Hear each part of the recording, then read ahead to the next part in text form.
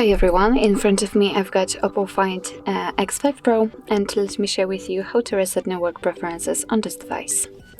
So first of all, we have to enter the settings, and here let's scroll down to the very bottom to find system settings. Now we have to scroll down to the very bottom again to enter backup and reset option and tap on reset phone. As you can see, on the very first position we've got the option we're looking for, so let's tap on it and here just confirm it. And as you can see, your device will simply reset network settings. We had the info that the network settings have been reset successfully. And be aware that probably if you will have the screen lock currently set, then your device will ask you to enter it in order to confirm the whole operation.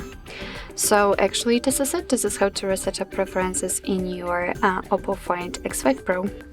Thank you so much for watching. I hope that this video was helpful, and if it was, please hit the subscribe button and leave the thumbs up.